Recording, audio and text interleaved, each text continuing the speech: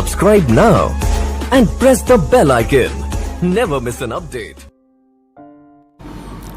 परमात्मा ने जो भक्ति करनी है तो भगत की तरह रहना पड़ेगा, बुराइयों से भी बचना होगा और एक बहुत ही साधु भाव में रहना पड़ेगा, किसी की आत्मा नहीं दुखावे। ठीक है, आपको धीरे धीरे सेट होने में टाइम लगेगा। जैसा भी जिसका व्यवसाय है अब वर्तमान में, उसमें एक साधुता लाओ। जैसे कोई मजदूर है, सेवा कर रहा है किसी के और भगत हो गया, तो वो तन मन धन से सेवा करे उस मालिक के उसमें, क्योंकि वहाँ से उसने रोटी मिल रही है। और फिर परमात्मा ऐसी प्रेरणा करेगा उस मालिक के अंदर, देख भगत आदमी होते ऐसा हो भाई।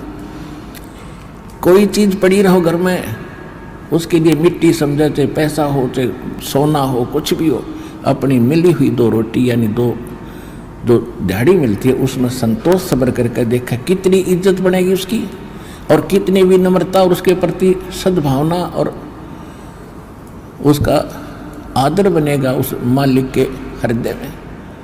इसी प्रकार अगर आप मालिक हैं, भगत हैं, आपके यहाँ कोई सेवादार सेवा करता है, उनको अपने बच्चों की तरह समझाए, उनको भगवान के बच्चे समझाए।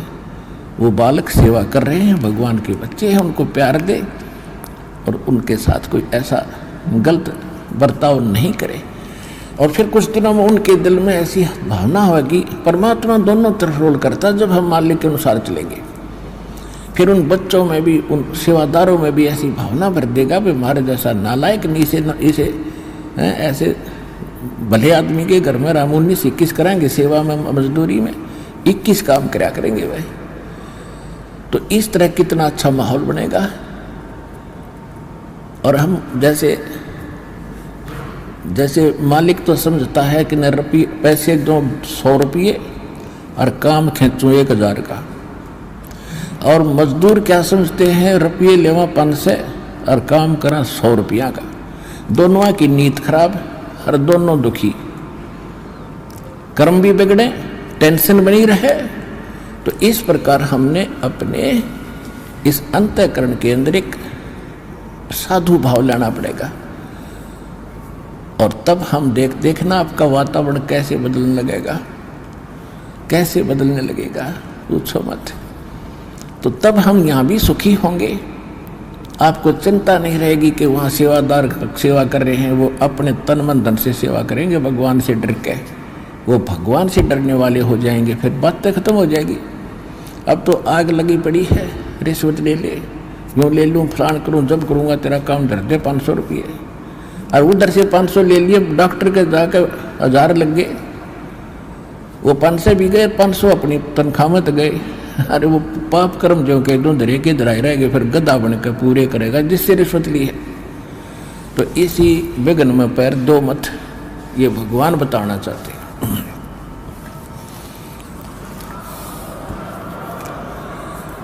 और जब आपको ये ज्ञान होगा ना, जहर दिखाई देगा आपको, और जब आप नेक नीति से चलोगे तो पूछो मत।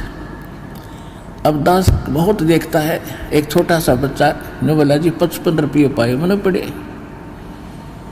वो घर पे ले आया, घर वाले बोले ना बेटा हमने नीचे धर दे, अपना दान पात्र में डाल दिए, इस वजह हम नहीं खाएंगे।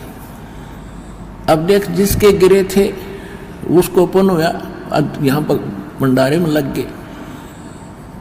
और वैसे उस पर चौवन्नी खर्च हो रही थी कि उसने विधि का पता नहीं, और वैसे कोई और मिल जाता, उसने जाते कहीं घुट्टी लाओ उसके 55 रुपये की, या कितने मांस मिट्टी खाओ उसको और पाप लगाओ।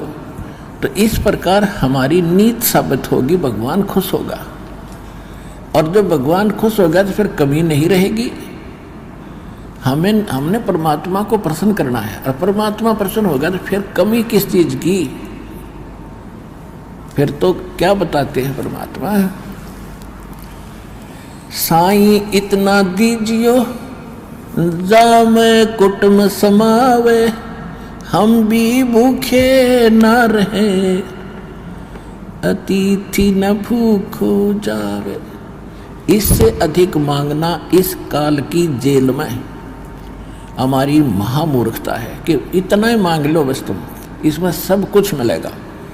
क्योंकि ये कलयुग है और कलयुग में मशीनरी जरूरी होगी। तो आप इतना ही मांगो जामे कुटुंब समावे, यानी रिक्वायरमेंट ऑफ द फैमिली, परिवार की आवश्यकताएं, ये है जामे कुटुंब समावे। और हम भी भूखे ना रहें और अतिथि न भूखा जाए। फिर देगा आपको। और फिर रहो मालिक के वचनानुसार चलो। फिर कैसे? जैसे परमात्मा कहते हैं, चिड़ी चोंच भर ले गई, नदी न घट्यो नीर, दान दिए धन घटे नहीं, यूं कह रहे साहिब कबीर। परमात्मा अपना साइन कर रहे हैं, इस वाणी को बोल करके कह रहे साहिब कबीर कि दान करने से धन नहीं घटेगा। ये नियम है ईश्वर का, परमेश्वर का। और दान सुपात्र को करे। गुरु बिन माला फेरते, गुरु बिन देते दान, गुरु बिन दोनों निष्फल हैं, चाहे पूछो वेद पुराण। देते को हर देत है, जहां तहां से आण, अण देवा मांगत फिरो, फिर साहिब सुने ना कान। अब परमात्मा ने एक भूमिका करके दिखाई हमारे को कि साईं इतना दीजियो जिसमें कुटुंब समावे। एक धानक, एक जुलाहा, सुबह से लेकर शाम तक एक बारीक बारीक तार इकट्ठे करके धागे और कपड़ा बुनता है। एक दिन में मुश्किल से भी 5 फुट 10 फुट बना पाता है, 5 फुट 4 फुट, और बहुत लंबा सैकड़ों फुट का तार वो थान बनाना पड़ता है। ताना बनाते थे, वो हफ्ते में पूरा होता। उसकी जो मेहनताना मालिक को मिलता, उसमें से अपने परिवार के लिए जो आवश्यक सामग्री थी, खाद्य पदार्थ लाते और शेष बच जाते, उसको सत्संग और भंडारा में लगाया करते थे। इस प्रकार परमात्मा हमें उदाहरण देते हैं कि इस लोक में आप भगवान की भक्ति अवश्य करो, पूर्ण संत से प्राप्त करके, फिर परमात्मा एक्शन में आवेगा। और वैसे आप ये फार्मूले अपनाओगे तब सफल नहीं हो पाओगे, क्योंकि फिर आपके साथ काल रहेगा, ये मन है। और केवल वर्क डन मिलेगा आपको, यहाँ वर्क से भी अलग मिलेगा आपको, किस्मत से भी न्यारा देगा परमात्मा। क्योंकि हम परमात्मा से कुछ और मांग ही नहीं रहे, इतना ही मांगते कि हमारी भक्ति बनी रहे और हमें कोई आवश्यक वस्तु का अभाव ना हो, बस इतना सा।